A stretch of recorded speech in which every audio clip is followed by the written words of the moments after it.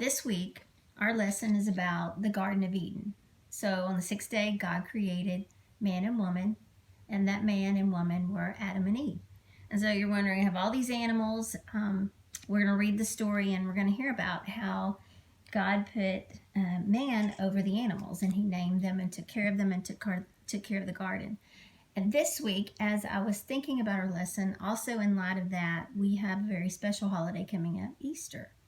And one of the most celebrated holidays of the year as a Christian, because that's when Jesus came. He sacrificed his life. He was crucified on a cross, and he rose again after 3 days, the resurrection. And I was thinking about the lesson of Adam and Eve and the correlation there, and it was perfect. I was taking a shower because that's when my best ideas come, is when I'm in the shower. And I was asking him how to connect the two. And they're perfect bookends, because when God created Adam and Eve, it was a perfect world that he created. They were to take care of the garden, and that's when sin entered the world. And that separated us from God. And years, thousands of years later, Jesus enters the scene. It's God's Son, and he was our gift, where we would have the opportunity for the sacrifice that he made, the blood sacrifice, to receive him and receive that freedom in Christ. In Romans chapter 7 and 8, he talks about the freedom that we have in Christ. He doesn't force this gift upon us. It's a free gift. We receive it. And through that, we receive that freedom in him. So today, I just think it's beautiful that we have the beginning, where we had the creation and Adam and Eve, where sin entered the world that was meant to be a perfect world for us. And all those years later, God repaired that. He gave us a bridge through the life of Jesus. So, with the story, we're going to keep Easter in mind, and we're going to have a special activity at the end. So here we go. Action. In the east, in Eden, God made a garden in which grew every tree and plant, and at the very center stood the tree of life and the tree of knowledge.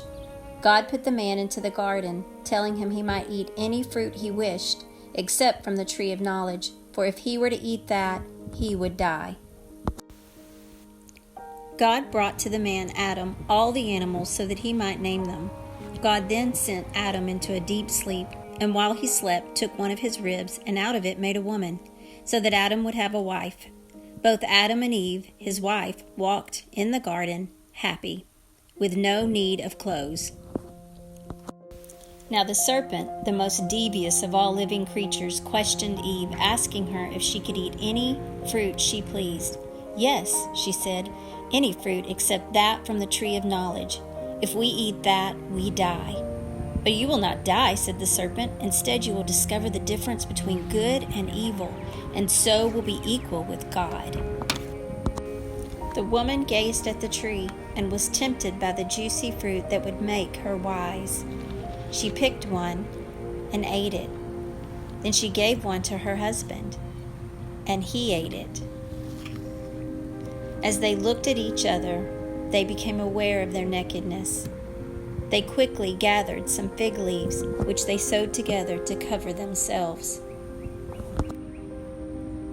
In the cool of the evening, they heard the voice of the Lord as God walked into the garden, and they hid so that God would not see them. God called to Adam, "Adam, where are you?" Adam said, "I heard your voice and I was afraid, so I hid." "If you are afraid, then I know you must have eaten from the tree whose fruit I told you not to eat." "It was the woman who gave me the fruit." And Eve said, "It was the serpent who tempted and deceived me." Then God cursed the serpent, and he banished him from the Garden of Eden. He gave clothes to Adam and Eve, saying, "Now that you know both good and evil, you must leave Eden. You cannot stay for fear you might eat also from the tree of life, and if you did that, you would live forever."